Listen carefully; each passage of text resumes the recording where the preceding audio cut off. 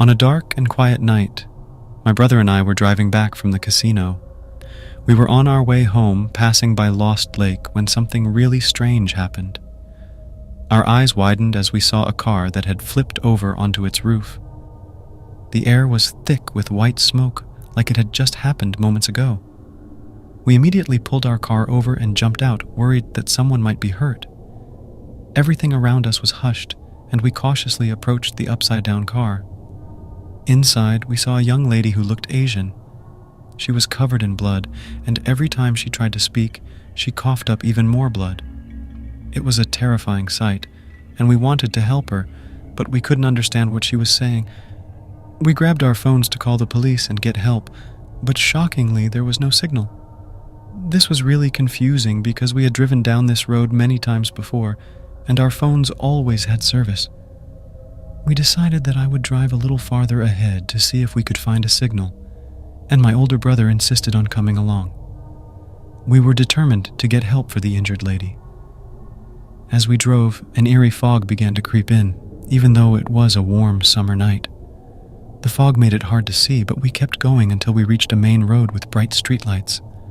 Finally, our phones showed a signal again, and we wasted no time in dialing the police. We explained the situation and our location, hoping that help would come soon. We parked our car by the roadside, waiting for the authorities to arrive.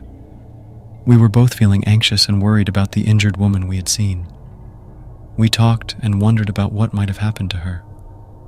But after about half an hour of waiting, we received a call back from the police. They told us that they couldn't find any signs of an accident or a flipped car. We were stunned and confused.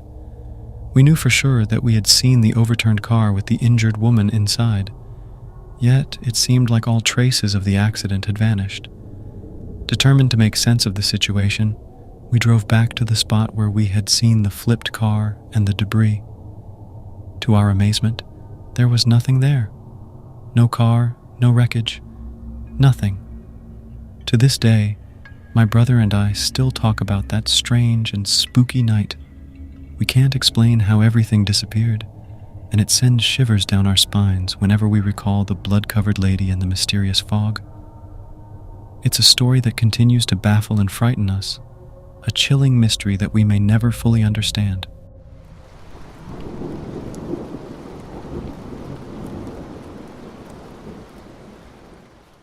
Back in 2010, when my grandma passed away, something really scary happened.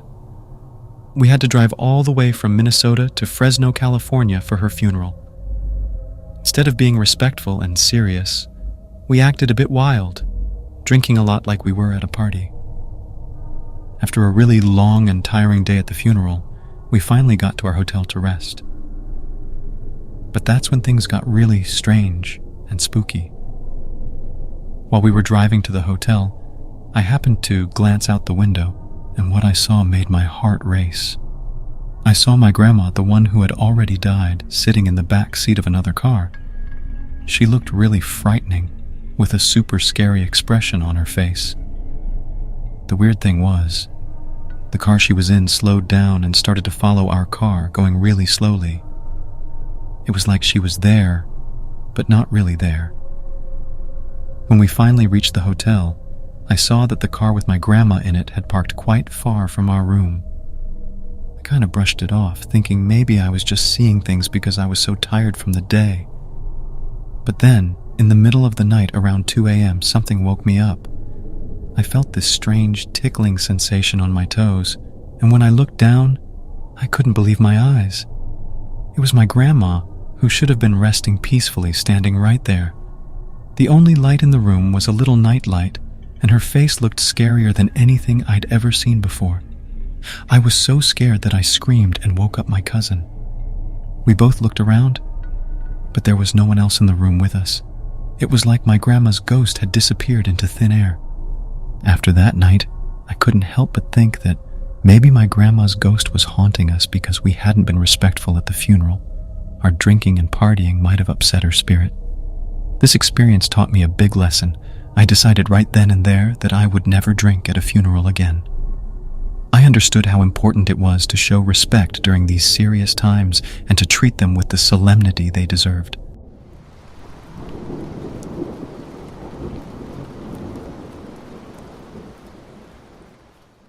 story I'm about to tell you happened a while ago, but the memories are still fresh and spooky. It all started when a knock on our door shattered the quiet of the evening.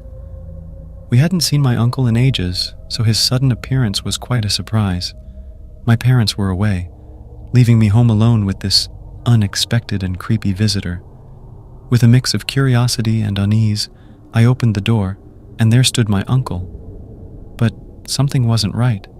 His eyes were all red and puffy, like he'd been crying a lot. It was a bit weird, but I brushed it off and invited him inside. He didn't say much, he just nodded and came in. As night fell, I offered him a place to sleep in our guest room. I figured he'd leave in the morning, but when I woke up, he was already sitting in the living room. His gaze was fixed on something far away, and those red, watery eyes of his gave me the creeps. I tried talking to him, but he didn't respond, which made me even more uneasy. Feeling troubled, I called my parents to let them know what was going on. Their reaction was beyond surprising. They thought I was pulling a prank or playing around. Anxious and frustrated, I explained everything in detail, hoping they'd believe me. But instead of understanding, they told me to leave the house immediately and wait for them somewhere safe. When my parents finally got home, their faces were full of worry. Somehow, my uncle was nowhere to be seen. They bombarded me with questions, not sure if they could trust what I was saying. I recounted the strange events yet again, this time including every little thing I noticed. It was then that they dropped a bombshell. My uncle and his wife had been brutally killed in their own house just a few days ago. I couldn't believe my ears. I had seen my uncle in our house, spoken to him, and even let him spend the night. How could this be? My parents explained that they were out of town for a funeral meeting related to my uncle and his wife. The realization hit me like a ton of bricks. The person I had thought was my uncle wasn't him at all. Fear gripped me as I absorbed the shocking truth. I had unknowingly allowed something dark and otherworldly into our home, something that wore my uncle's appearance but carried a malevolent presence. The memory of those red, watery eyes staring into space would haunt me forever. It was a chilling reminder of the night I welcomed the unknown into our lives, thinking it was family, and the spine-tingling revelation that followed.